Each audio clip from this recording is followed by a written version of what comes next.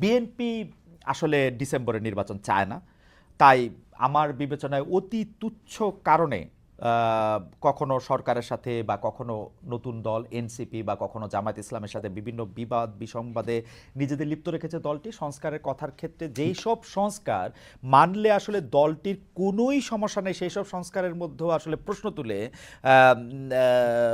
মানে প্রশ্ন বলছে যে সেগুলি করবে না, আবার সেগুলি নিয়ে কথা বললে বিএনপি নেতৃবৃন্দ রেগে যাচ্ছে।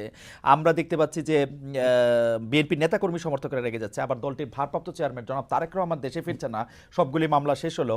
সেক্ষেত্রে আমার মনে হয় যে বিএনপির আসলে নির্বাচনের প্রস্তুতি নেই এবং বিএনপি নির্বাচন চায়ও না আসলে ডিসেম্বরে। আপনার মন্তব্য একটু শুনবো ডক্টর মাহাদি আমিন। আপনাকে ধন্যবাদ। যারা দর্শক দেখছেন সবাইকে শুভেচ্ছা। দেখুন, গত 16 বছর ধরে যখন ফ্যাসিবাদ ছিল তখন বাংলাদেশের গণতন্ত্রের পক্ষের সব ব্যক্তি প্রতিষ্ঠান এবং রাজনৈতিক দলের প্রতিনিধিত্ব করে কিন্তু মানুষের ভোটের অধিকার প্রতিষ্ঠার জন্য, একটি গণতান্ত্রিক বাংলাদেশ প্রতিষ্ঠার জন্য আন্দোলন করে গিয়েছে বিএনপি। সুতরাং গণমানুষের ভোটের অধিকার প্রতিষ্ঠার মাধ্যমে জনগণের যে রাজনৈতিক ক্ষমতায়ন, সেটাই তো বিএনপির অন্যতম প্রধান যে উদ্দেশ্য ছিল।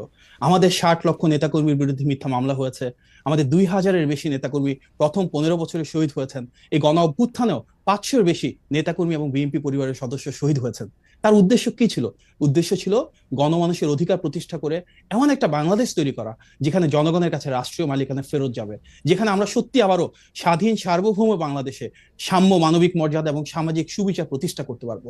একটি গণতান্ত্রিক কাঠামোর তার একমাত্র উপায় একটা নির্দিষ্ট সময় পর পর নির্বাচনের মাধ্যমে জনগণকে ওনাদের যে রাজনৈতিক ক্ষমতায়ন সেটা সুপ্রতিষ্ঠিত করা। সুতরাং অবশ্যই একটি দ্রুত নির্বাচন আয়োজন করা, যার মাধ্যমে অবাধ, সুষ্ঠু এবং নিরপেক্ষ প্রক্রিয়ায় আমাদের দেশের সকল মানুষ, যারা 12 কোটির বেশি ভোটার রয়েছেন, প্রত্যেকে যার যার পছন্দের প্রার্থীকে ভোট দিতে পারেন, ওনাদের পছন্দের রাজনৈতিক দলকে তারা ক্ষমতায়িত করতে পারেন, দেশ পরিচালনার সুযোগ দিতে পারেন। এটাই তো আমাদের অভীষ্ট লক্ষ্য। আপনি হয়তো বলছেন সংস্কারের ক্ষেত্রে বিএনপির কিছু দ্বিমত রয়েছে। দেখুন, সংস্কারের সবার আগে বর্তমান বাংলাদেশের যে রাজনৈতিক কাঠামো রয়েছে, বিএনপি কিন্তু সেই 2016 সাল থেকে সংস্কারের পক্ষে কথা বলে আসছে। আমরা দেখেছি 2016 সালে আমাদের দেশনেত্রী বেগম খালেদা জিয়া ভিশন 2030 প্রণয়ন করেছিলেন।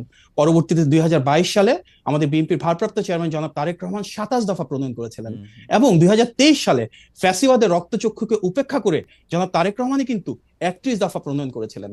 আজকে সংস্কার নিয়ে যা কিছু কথা হচ্ছে, খুব গর্বের সাথে আমরা বলতে পারি তার প্রায় অধিকাংশই এবং প্রতিটি বাস্তবসম্মত এবং যৌক্তিক প্রস্তাবনারই কিন্তু মূল ভিত্তি আমাদের 31 দফা।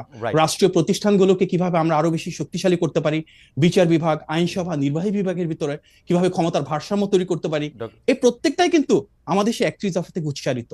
হয়তো এখানে কিছুটা পদ্ধতিগত পার্থক্য রয়েছে, কিন্তু কোনোভাবেই আমরা সংস্কারের ক্ষেত্রে কোনো বিভাজন চাই না। আজ থেকে প্রায় 10 বছর আগে আমাদের যে অবস্থান ছিল, দীর্ঘ সময় পেরিয়ে আজও আমরা সেম অবস্থানে রয়েছি। এবং আপনি বলছিলেন বিভেদের কথা, জাতীয় ঐক্যের কথা সবার আগে বিএনপি বলেছিল। সেই জাতীয় ঐক্যকে ধারণ করে গণতান্ত্রিক বাংলাদেশে গণমানুষের ভোটাধিকার প্রতিষ্ঠার জন্য আমাদের যে উদ্যোগ, যে প্রচেষ্টা, যে সংগ্রাম, সেটা আজও বহমান রয়েছে। ডক্টর আমিন, একটু যদি আমাকে সুযোগ দিতেন, আমি আপনার কাছে একটু বুঝে নিতে চাচ্ছিলাম যে ধরেন সংস্কার কমিশন বলতেছে যে জীবনে 2বারের বেশি প্রধানমন্ত্রী হতে পারবে না, বা 2বারের বেশি কেউ প্রধানমন্ত্রী হতে পারবে না। এইটা এইটা বিএনপি দ্বিমত করতেছে কোন জনগণের স্বার্থে? ওকে, দেখুন, একটা দেশের রাষ্ট্র কিভাবে পরিচালিত হবে, রাষ্ট্রীয় কাঠামোটা কিভাবে গড়ে উঠবে, তার কতগুলো প্রেক্ষাপট থাকে। এখানে একটা ঐতিহ্যগত ব্যাপার থাকে, এখানে একটা সাংস্কৃতিক ব্যাপার থাকে,